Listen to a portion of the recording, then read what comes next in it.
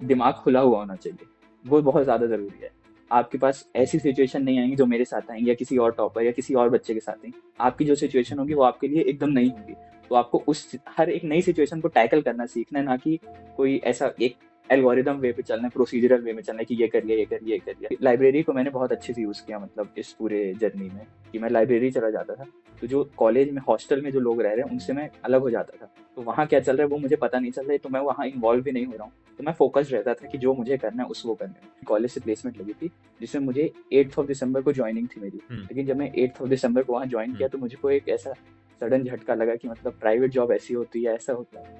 तो वो मुझे नहीं करना था, मतलब मेरे को रियलाइज़ेशन आ गई वो 2 दिन बाद ही। तो मैंने 10th ऑफ दिसंबर को वहाँ से रेज़िग्नेशन दे दिया कि मतलब मैं कंटिन्यू नहीं कर पाऊँगा। और उसके बाद मैं 10th 2 को दिन वापस में? कॉलेज आया। यस सर, उस हिसाब से मैंने लास्ट 2 महीने में जो मेहनत की, मुझे लगता है मेरी इतना रैंक नहीं आती अगर मैं लास्ट 2 मेहनत में जो भी मैंने एफर्ट मारे, वो एफर्ट मारता। क्योंकि मेरे पहले टेस्ट में 48 मार्क्स आए हुए थे, पहले मॉक टेस्ट में। Hello everyone. In this session, we have GATE 2026 mechanical topper Rudraksh Mishra with us. Rudraksh Satna Madhya Pradesh से हैं और अभी वो करंटली अपनी बीटेक कंप्लीट कर रहे हैं. करंटली 8th सेमेस्टर में है एनआईटी भोपाल में. And he was a student of एक्सर्जिक full video course for GATE 2026 question bank and test series. First of all, Rudraksh, congratulations for your success in GATE 2026. अपनी thank you sir. Journey के बारे में बताओ थोड़ा। तो सबसे पहले मैंने, जब मैं सेकंड ईयर के एंड में था, तब मैंने ये डिसाइड किया था कि मुझे मतलब गेट के लिए प्रिपेयर करना है। तो सेकंड ईयर के एंड में मैंने देखना स्टार्ट किया कि कौन सा मतलब कोर्सेज होंगे ऐसे, क्योंकि मैंने जब मैं 11th 12th में जेई में था तब मैंने कोई कोचिंग नहीं ली थी। तो मेरे को ये था कि एक बार अगर मैं सपोर्ट के साथ कोई एग्जाम को क्रैक करने की कोशिश करता हूँ तो देखता हूँ कहाँ तक, क्योंकि मुझे लगता था कि मैं आईआईटी पहुंच सकता हूँ, लेकिन मतलब मैं एनआईटी में ही था। फिर मैंने देखा तो मुझे मतलब सबसे ऑथेंटिक और जेन्युइन जो लगा, मतलब ऑन द फेस वाली चीज़, एक्सर्जिक से ही मेरे को ये ऐसी वाइब आई कि ये यही सही रहेगा मेरे लिए। तो मैंने फिर सेकेंड ईयर के समर वेकेशन जब खत्म हो गए, तो मैंने थर्ड ईयर की स्टार्टिंग में एक्सर्जिक का फुल वीडियो कोर्स लिया था, 2 साल के लिए।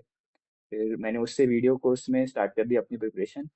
फिर 2024 में मैंने लगभग सिलेबस 70 to 80% कवर कर लिया था, थर्ड ईयर वाले अटेम्प्ट में, जो मैंने थर्ड ईयर में रह के दिया था। उसमें मेरे मार्क्स आए थे, 38 मार्क्स आए थे मेरे एमई में, और 52 आए थे एक्सई में। वो एमई में हुँ, मतलब मैंने मैन्युफैक्चरिंग हुँ, मैथ्स कवर नहीं किया था तब, इसलिए। और एक्सई में मेरा सॉम और थर्मो लिया था हुँ, मैंने, तो वो मेरे हुँ, स्ट्रॉन्ग सब्जेक्ट लगते थे मुझे।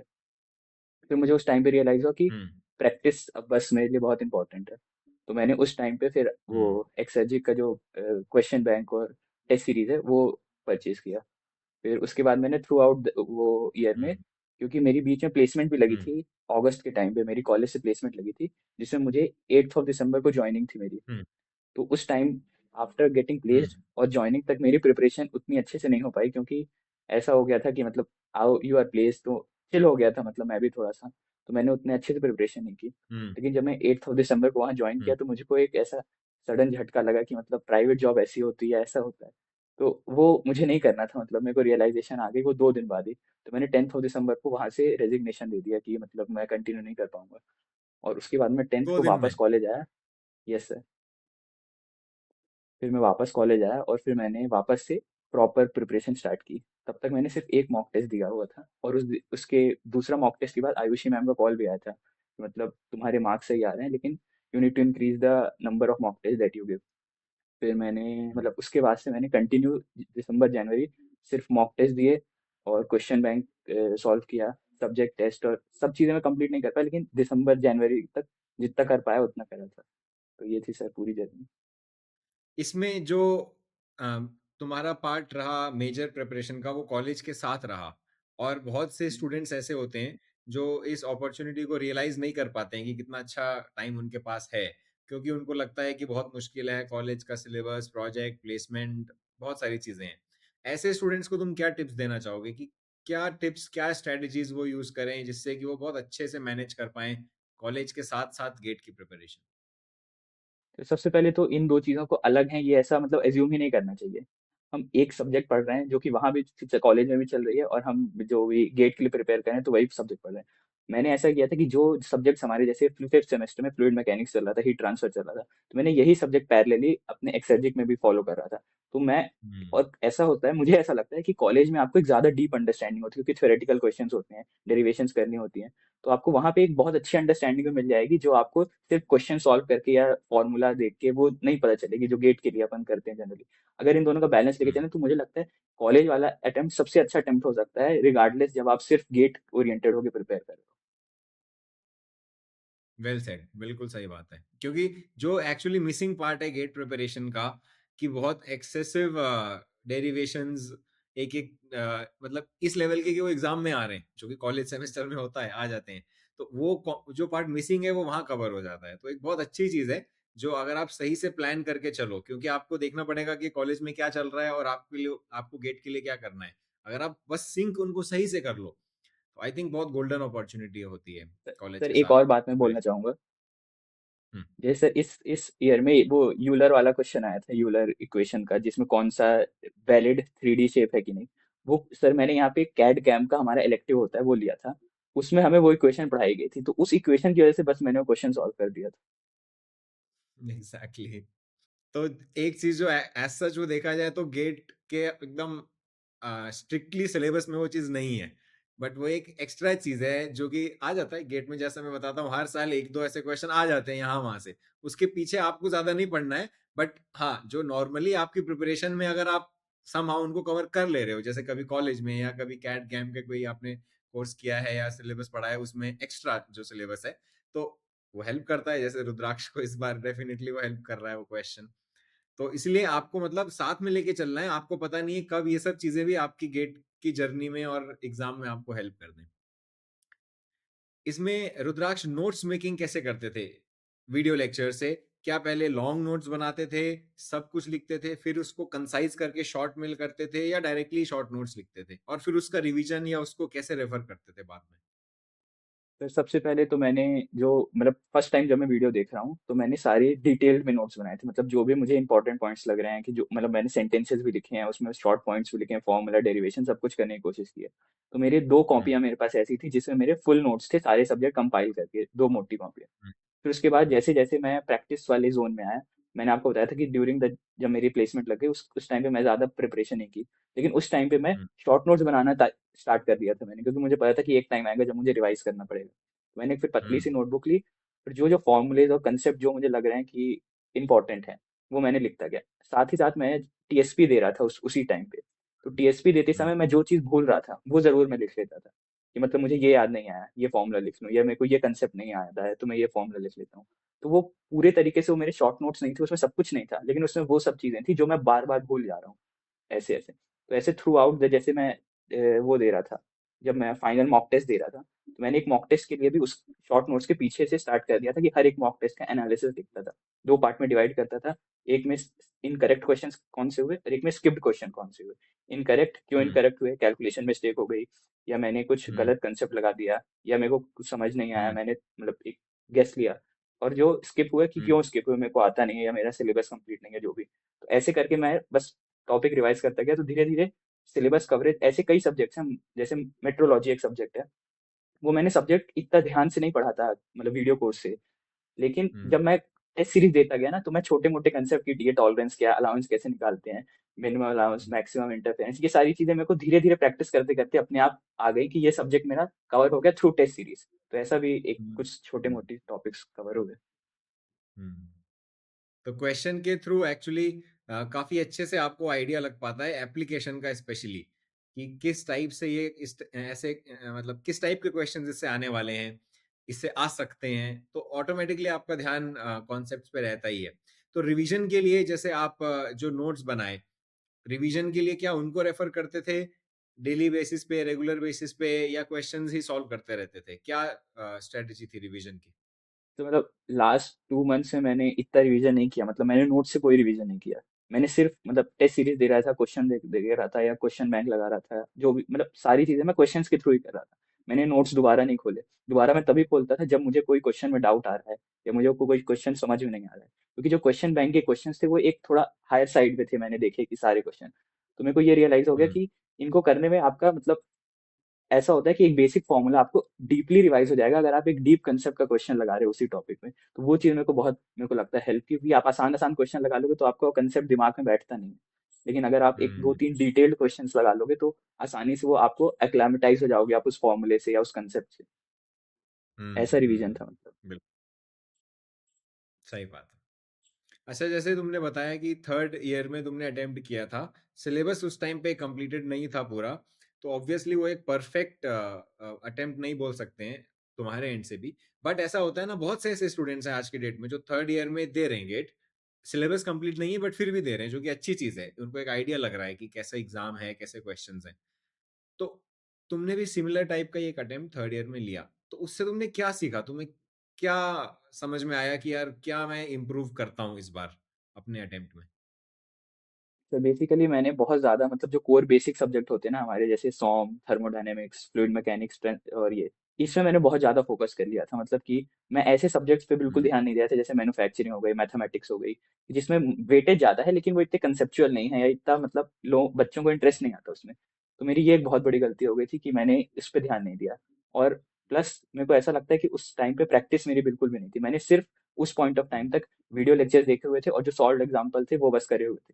तो मतलब प्रैक्टिस नहीं थी और ये था, तो मेरी बहुत सारी सिली मिस्टेक भी हो गई, बहुत सारे नेगेटिव भी हो गए और पेपर इतना आसान भी आ गया कि मतलब मेरे को लगता है 38 मार्क्स का तो कोई सेंस ही नहीं बनता इतने आसान पेपर में, ऐसा भी हो गया था। लास्ट ईयर में, बिल्कुल सही बात है। तो वो ये रहता है कि आप जो थर्ड ईयर में उसको अटेम्प्ट कर रहे हैं वो उसको अच्छा अटेम्प्ट करो, बट आपको उससे एक अच्छा रियलाइजेशन मिलेगा कि क्वेश्चन सॉल्विंग कितनी इंपॉर्टेंट है। इजी क्वेश्चन में भी देखो सिली मिस्टेक होने से मार्क्स एकदम कम हो जाते हैं। तो वो एक अच्छा आपको रिमाइंडर रहता है जब आप थर्ड ईयर में उसको अटेम्प्ट करते हो। तो इस बार कैसा एक्सपीरियंस रहा गेट में? 3 आवर्स में क्या चल रहा था दिमाग में? फिर सबसे बड़ी दिक्कत मेरे को ऐसी हो गई थी कि जहाँ मेरी जॉब लोकेशन थी, मैं जब गेट का फॉर्म भर रहा था तो मैंने सेंटर वो वाला डाल दिया था। लेकिन अब मैं वापस कॉलेज आ गया था, तो मुझे वापस जाना पड़ा वहाँ पे लोकेशन पे। तो मैं एक दिन पहले वहाँ पे गया, मतलब ये प्रैक्टिस मेरी एक्सी के दिन मॉक ड्रिल हो गई थी, मतलब ऐसा कह सकते हैं। एक्सी के में भी मेरा वही सेंटर था, तो मैंने एक्सी में गया, फिर वापस ओके। एमई में गया था। तो मतलब मेरे को सब कुछ पता था कि कैसे क्या करना है। तो मैंने 3 घंटे में यही था कि मेरे को क्वेश्चन पेपर देख के समझ में आ गया था जब मैं अटेम्प्ट कर रहा था कि paper is not that easy, मतलब मेरे को आ गया था आइडिया। लेकिन मैं अटेम्प्ट उतने ही करके आया जितने अटेम्प्ट में जनरल अपने टेस्ट सीरीज में करता है। तो मतलब एग्जाम इस बार ऑब्वियसली लेवल लास्ट ईयर से डिफरेंट था, तो तुम्हें ये उसमें फील हो गया था, बट उस हिसाब से क्या कोई प्रेशर माइंड में बिल्ड हो रहा था एग्जाम लिखते समय?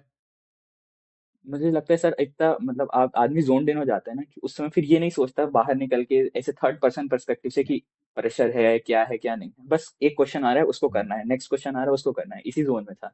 लेकिन आइडिया ये लग गया गुड। था कि कठिन आया है, तो मुझे लगा था कि मुझे ये एडवांटेज जरूर मिलेगा कि अगर प्रिपरेशन आपकी कंसेप्चुअली बेटर है तो आप उसको सॉल्व कर लोगे। जैसे वो रेडिएशन वाला क्वेश्चन था, उसमें एक मतलब कंसेप्ट लग रहा था, तो वैसे क्वेश्चन देख के मतलब खुद को भी कॉन्फिडेंस आता है कि हाँ ये क्वेश्चन कर लिया, मतलब कर्व से मैं आगे निकल रहा हूँ। तो यही बात है, अगर आप कर्व से आगे निकल गए हो, ऐसे क्वेश्चन कर पा रहे हो जो बाकी लोग शायद ना कर पाए एवरेज स्टूडेंट, तो मतलब यही एज मिलना चाहिए। एग्जैक्टली एग्जैक्टली, एक्चुअली ये चीज मैंने एग्जाम से पहले ही जो वेबिनार्स हुए उसमें बोली थी कि आप जो अच्छे से प्रिपरेशन किया है, यू शुड बी हैप्पी कि भाई पेपर थोड़ा हायर डिफिकल्टी लेवल पे आ जाए, because it's now going to benefit you. क्योंकि केवल फॉर्मूले फॉर्मूले वाले क्वेश्चन आ रहे हैं तब any average student also can solve them. लेकिन जब अच्छे क्वेश्चन आते हैं तो जो कॉन्सेप्ट जिनके क्लियर हैं वो लोग आगे निकलते हैं। तो एक बहुत सही और अच्छे क्वेश्चन आने से आपकी एग्जाम राइटिंग स्किल पे भी एक उसका भी टेस्ट होता है। जैसे रुद्राक्ष ने उतना स्ट्रेस नहीं लिया, ही वाज टोटली जोन्ड इन, वो सॉल्व कर रहे थे। बट बहुत से स्टूडेंट्स प्रेशर लेने लगते हैं, पैनिक करते हैं, सिली मिस्टेक्स करते हैं, जो बहुत सारे बच्चों के साथ हुआ है इस बार कॉन्सेप्ट्स अच्छे होने के बाद भी। तो ये सब बहुत इंपॉर्टेंट लर्निंग्स हैं इस साल के पेपर से। अच्छा, इसमें जैसे तुमने बताया कि यू गॉट अ जॉब, तो जनरली स्टूडेंट्स का प्रेशर रिलीव हो जाता है जॉब मिलने से और वो फिर गेट और अच्छे से दे पाते हैं। बट तुम्हारे केस में तुमने फिर रिजाइन भी कर दिया, विच मीन्स कि इवेंचुअली फिर एंड में कोई जॉब भी नहीं थी। तो माइंड में प्रेशर था उस चीज को लेके? क्या फील कर रहे थे ये गेट से पहले? मुझे लगता है सर प्रेशर प्रेशर था, इसीलिए मैं अच्छा परफॉर्म कर पाया, क्योंकि जब तक मेरी जॉब थी मतलब मैं मुझे पता था कि आई एम प्लेस्ड, तो मैं इतना खुद से भी एफर्ट नहीं मार रहा था। मतलब दोस्तों के साथ कॉलेज में आप भी जानते हैं सर कितनी सारी चीजें कंटिन्यूअसली चल रही होती हैं। हम्म, लेकिन जब मैंने हम्म, जॉब छोड़ दी और बाकी हर बंदा हमारे कॉलेज में मैकेनिकल का प्लेसमेंट इस साल बहुत अच्छा हुआ है, तो मतलब मैं बस अनप्लेस्ड हो गया था कुछ स्टूडेंट्स में। तो मुझे ये लगा कि अब कुछ अलग करना पड़ेगा, कि क्योंकि मैंने एक डिसीजन अलग लिया जॉब छोड़ने का, तो मुझे जस्टिफाई करना पड़ेगा डिसीजन। तो उस हिसाब से मैंने लास्ट 2 महीने में जो मेहनत की, मुझे लगता है मेरी इतना रैंक नहीं आती अगर मैं लास्ट 2 मेहनत में जो भी मैंने एफर्ट मारे वो एफर्ट मारता, क्योंकि मेरे पहले टेस्ट में 48 मार्क्स आए हुए थे पहले मॉक टेस्ट में। वो भी मैंने हुँ, पहला वाला वो दिया था जो all India open mock test हुआ था एक सर जी का, हुँ, उस वो पहला मेरा मॉक टेस्ट था, उसमें फोर्टी हुँ, एट मार्क्स आए थे। तो अगर वहां से मैं थोड़ा इतना 70 मार्क्स तक आ पा रहा हूँ तो मतलब। एग्ज़ैक्टली। बहुत से स्टूडेंट्स क्या होता है कि प्रेशर जो फील होता है तो उसको पॉजिटिवली नहीं यूज कर पाते। जैसे बोलते हैं ना, जनरली जितने भी आपके नेगेटिव इमोशंस हैं, अगर आप उनको सही से चैनल करो तो आप उनको पॉजिटिव वे में यूज कर सकते हो, चाहे वो एंगर हो चाहे वो फियर हो। तो वही आपको समझना है कि आप कैसे उसको सही तरीके से चैनलाइज करो, अपने आप को टोज पे रखो, अलर्ट रखो प्रेशर का यूज करके, ना कि उसको अपनी प्रिपरेशन उससे हैम्पर होने दो। इसमें रुद्राक्ष, आज की डेट में बहुत से स्टूडेंट्स गेट के लिए ऑनलाइन ही प्रिपरेशन कर रहे हैं। मेजॉरिटी स्टूडेंट्स गेट के ऑनलाइन प्रिपेयर कर रहे हैं। बट ऑनलाइन प्रिपेयर करने में उनको डिस्ट्रैक्शंस, इन जनरल भी अब आज की डेट में लाइफ में काफी डिस्ट्रैक्शंस हैं, ऑनलाइन ऑफलाइन कुछ भी हो। मोबाइल, सोशल मीडिया, रील्स, बहुत सी चीजें हैं। तो हाउ डिड यू, स्पेशली जो कॉलेज में है उनका तो एक ग्रुप भी होता है, नेटवर्क भी होता है, एक पूरा सोशल सर्किल दोस्तों का रहता है इन प्लेटफॉर्म्स पे। तो what was your relationship with these apps and with social media? Use करते थे? कैसे डिस्ट्रैक्शन से अपने आप को बचा के रखते थे? तो मतलब सबसे ज्यादा सोशल मीडिया ऐप में जो यूज करता था वो लिंक्डइन था, मतलब इससे पता चल जाएगा कि मैं मतलब इतना, इंस्टाग्राम मेरे पास था नहीं ऐसा। और फिर बेसिकली लाइब्रेरी को मैंने बहुत अच्छे से यूज़ किया, मतलब इस पूरे जर्नी में, कि मैं लाइब्रेरी चला जाता था। तो जो कॉलेज में हॉस्टल में जो लोग रह रहे हैं उनसे हम्म, मैं अलग हो जाता था। तो वहाँ क्या चल रहा है वो मुझे पता नहीं चल रहा है, तो मैं वहाँ इन्वॉल्व भी नहीं हो रहा हूँ। तो मैं फोकस्ड रहता था कि जो मुझे करना है उस वो करने में। तो लाइब्रेरी जाना एक बहुत बड़ा पार्ट हम्म, था। और ऑनलाइन ऐसा देखा जाए तो मतलब ऐसा नहीं है कि मैंने कोई यूट्यूब पे रैंडम वीडियोस नहीं देखे, मैंने भी बहुत रैंडम वीडियोस देखे, मैंने भी बहुत टाइम वेस्ट किया है। लेकिन आप बस उसको जितना अपनी पढ़ाई पे इफेक्ट ना आने दें, मतलब आपकी पढ़ाई हैम्पर नहीं होनी हम्म, चाहिए, उसके बाद आप जो करें वो करें। अगर आपको ज़्यादा टाइम देना पड़ रहा है तो आप ज़्यादा टाइम दीजिए, उसको कम करिए। लेकिन आपका अगर कम टाइम देने से भी हो रहा है या एक मैनेजमेंट करने से भी हो रहा है, तो एक मैनेज करके चलने में कोई बुराई हम्म, नहीं है मेरे हिसाब से। एग्जैक्टली, सही बात है। Regarding library, I 100% agree with you, क्योंकि मुझे भी लगता है मैंने अपने कॉलेज में ज्यादा टाइम लाइब्रेरी में स्पेंड किया है एज कम्पेयर टू हॉस्टल, अगर हम सोने वाला टाइम उसमें से हटा दें। Because I use to just directly, मैं कॉलेज से लाइब्रेरी जाता था, लाइब्रेरी से मेस, मेस से लाइब्रेरी, और बस सोने के लिए हॉस्टल जाता था। तो क्या वहाँ चल रहा है, वहाँ की पॉलिटिक्स, मेस की पॉलिटिक्स, इससे कोई लेना देना नहीं है। तो ये एक बहुत सही चीज है जो कॉलेज में वो रियलाइज नहीं करते हैं, लाइब्रेरी खाली पड़ी रहती थी। तो दैट वाज अनदर बेनिफिट, क्योंकि वहाँ जनरली लोग जाते नहीं है, बोरिंग जगह समझते हैं हम लाइब्रेरी को। बट वो गेट एस्पिरेंट्स बहुत अच्छे से उसको यूज कर सकते हैं। तो जो आप में से जो लोग कॉलेज में हैं, स्ट्रगल करते हैं फोकस से करने से, वो डेफिनेटली इसको ट्राई कर सकते हैं। रुद्राक्ष, बहुत से स्टूडेंट्स, टेस्ट सीरीज की मैं बात कर रहा हूँ यहाँ पे, स्ट्रगल करते हैं मार्क्स में टेस्ट सीरीज के। हालांकि marks of test series are not that important, बहुत बच्चे अच्छे मार्क्स लाते हैं टेस्ट सीरीज में, बट गेट में थोड़ा लड़खड़ा जाते हैं, और उल्टा भी होता है। But since you move from 40 marks, around 40-45 marks, all the way up to 70-75 marks, तो क्या एनालिसिस का क्या तरीका था? क्या माइंडसेट के साथ you used to approach the test series and analysis of test series? तो मुझे ऐसा लगता है कि जब कोई भी बच्चा पहली बार पहला टेस्ट दे रहा है और वो सिर्फ 5-10 टेस्ट ही बस दे दे, तो उसके 5-10 मार्क्स ऐसे ही बढ़ जाएंगे बिना किसी एनालिसिस के, क्योंकि आप जो टेस्ट राइटिंग एनवायरनमेंट होता है उससे हैबिचुअल होना, कैलकुलेटर कैसे क्वेश्चन सॉल्व करना, अलग अलग टॉपिक्स आ रहे हैं दिमाग में, अलग अलग फॉर्मूले जनरेट होना, इसमें ही वो हो जाता है। अब बात आती है कि जो नेक्स्ट स्टेप होता है ना, पहले 10-5 मार्क्स तो आपके बहुत आसानी से बढ़ेंगे, लेकिन फिर आपको एक एक मार्क्स बढ़ाने के लिए आपको कॉन्शियस एफर्ट मारना पड़ेगा कि मेरे क्वेश्चंस क्यों सही नहीं हो रहे हैं, मैं कहाँ पे गलती कर रहा हूँ। और कई टेस्ट ऐसे भी होते हैं कि अब कुछ टेस्ट ही कठिन होते हैं, जैसे सर्जरी की टेस्ट सीरीज में कुछ टेस्ट एक थोड़ा सा हायर साइड में अगर हैं तो आपका स्कोर उसमें कम जाएगा, ये आपको एक एवरेज परफॉर्मेंस को देख के आइडिया लग ही जाता है। तो हम्म, ये आपको मतलब उनको नेग्लेक्ट करते हुए आपको ऐसे देखना है कि बेसिकली सिर्फ गलतियों पे फोकस करना है, और क्या गलती है क्या स्किप कर रहे हैं इस पे ध्यान देंगे तो मेरे को लगता है स्कोर इंप्रूव, मतलब टेस्ट सीरीज ऐसी चीज है जो आपका स्कोर डबल कर देगी, मतलब मेरे हिसाब से मेरे को तो ऐसा लगता है। और इससे बड़ा कोई और कोई शॉर्ट नोट्स वगैरह इससे ज्यादा इंपॉर्टेंट मुझे लगता है टेस्ट सीरीज, अगर आप ध्यान से दे रहे हैं फोकस से दे रहे हैं और आप प्रैक्टिस करें तो आपकी जो क्वेश्चन सॉल्विंग एबिलिटी है जल्दी से जल्दी वो बहुत ज्यादा इंक्रीज करती है। और मतलब मैं ये बोलना चाहूंगा कि मैं उनमें से हूँ, जैसे आपने बोला ना अभी कि कुछ बच्चे ऐसे होते हैं जो टेस्ट सीरीज में उतना अच्छा परफॉर्म नहीं करते, लेकिन फाइनली उनका, क्योंकि मैं पूरी टेस्ट सीरीज में एक भी बार टॉप 10 में कभी नहीं आया, कभी नहीं रहा, जितने भी सारे हम्म, टेस्ट थे उसमें। लेकिन अभी जब फाइनल अभी देख रहे हैं मार्क्स, तो मुझे ऐसा लग रहा है कि वो कंपैरेटिवली बहुत अच्छा वो हो गया। और सर सिली मिस्टेक के लिए मैं एक बात कहना चाहता हूँ। मतलब मैं हम्म, इतनी डम सिली मिस्टेक करता था। मतलब सब कुछ सही करने के बाद टू लिखना था तो मैंने 0.5 इन्वर्स करके लिख दिया उसको। न्यूमरेटर डिनोमिनेटर का वन बाय करके ऐसी बहुत गलतियां की मैंने। और हम्म, कैलकुलेटर में वैल्यू डालने की बहुत सारी गलतियां की। हम्म, पाई बाय 4 d स्क्वायर में 0.25 मल्टीप्लाई करके पाई मल्टीप्लाई करके ना करना, ऐसे करके इतनी सारी मिस्टेक। ये जब रियलाइज करता है आदमी तो इतना मतलब अंदर से पहले तो गुस्सा आता है टेस्ट के बाद। मतलब मैं ऐसी गलतियां करने की वजह से पीछे रह रहा हूँ। तो हम्म, वो जितना मिनिमाइज करें, और मतलब गॉड्स ग्रेस वो वाली चीजें नहीं हुई मेरे साथ इस टेस्ट में, मतलब मेन एमए में। बिल्कुल। तो ये जो ऐसे सिली मिस्टेक्स होती थी, जो बहुत फ्रस्ट्रेट करती थी और जो बहुत ही सिली मिस्टेक्स हैं, तो उसको क्या करते थे? कैसे इंश्योर करते थे कि वो मिनिमाइज़ हो? उसके लिए कोई सिस्टम बना रखा था? मतलब बस एक दिमाग में कॉन्शियस एफर्ट जब आप उस समय डाल रहे हो, जब आप वैल्यू डाल रहे हो, तो आपको ये बात पिछले टेस्ट की आपको जब गलती याद आ जाएगी, तो मुझे लगता है उससे बेहतर कुछ नहीं होता। कि जैसे मैंने डाली कि सेम फॉर्मूला लगा रहा हूँ मैं, मेरे को याद आ गया कि पिछली बार मैंने फॉर्मूला में मिनिमम नंबर ऑफ टेस्ट निकालने, 1/g की जगह जी डाल दिया। तो वो जब हुँ, जैसे याद आ जाता है ना, वो नंबर ऑफ टेस्ट जब आपके बढ़ते जाएंगे, तो आपके पास ऐसा डेटा बढ़ता जाएगा कि आप कैसे पॉइंट्स में गलतियां कर रहे हो। तो वो गलतियां हुँ, आपकी फिर मिनिमाइज जाएंगी, क्योंकि आप पहले कोई गलती कर चुके होगे कभी ना कभी। तो इससे मेरे को लगता है ज्यादा हेल्प मिलती है। हुँ, हुँ। और क्या है कि आप एकदम ऑनेस्टली टेस्ट दोगे अगर, तो जैसे रुद्राक्ष ने कहा कि फ्रस्ट्रेशन होती है। अब क्या है, जैसे फ्रस्ट्रेशन होती है मतलब सिली मिस्टेक होने में फ्रस्ट्रेशन होती है। तो क्या है, मुझे ऐसा लगता है जब किसी इवेंट के साथ आपका इमोशन लिंक हो जाता है, कैसा भी इमोशन हो, पॉजिटिव या नेगेटिव, तो वो आपके थोड़ा माइंड में रहता है वो चीज़। तो ये मतलब हैप्पी मोमेंट हो या थोड़ा फ्रस्ट्रेशन का मोमेंट हो, तो जब आप एनालाइज़ कर रहे हो, एकदम डीपली एनालाइज़ करो, कोई गलती हो रही है तो हो उसमें फ्रस्ट्रेट, खुद को कोसो। उससे क्या है कि आपके वो माइंड में रहेगी वो चीज़, आप उसको रिपीट नहीं करोगे। अगर आप बस अपनी मिस्टेक एनालाइज़ करके एकदम नॉन इमोशनली हाँ, हाँ, ठीक है नहीं करूँगा, इसको भी नहीं करूँगा, ये भी ठीक कर लूँगा। बस आपका ध्यान जो है वो बस इसमें है कि मैं सबको लिख लूँ। बट आप उसको फ़ील नहीं कर रहे हो कि यार मैंने ये गलती कर दी। उसको डीपली सोच नहीं रहे हो उस बारे में, तो हो सकता है आप वही गलती करते रहोगे। नेक्स्ट में नहीं तो 4-5 टेस्ट बाद फिर से कर दोगे। तो अच्छे से एनालाइज़ करो, पूरा इमोशनली इन्वॉल्व होके एनालिसिस करो मेरे हिसाब से। तो उससे ये आपका इंश्योर होगा कि माइंड में स्टिक करेगी वो लर्निंग जो आप उससे ले रहे हो। अच्छा, कोई फेवरेट सब्जेक्ट रुद्राक्ष?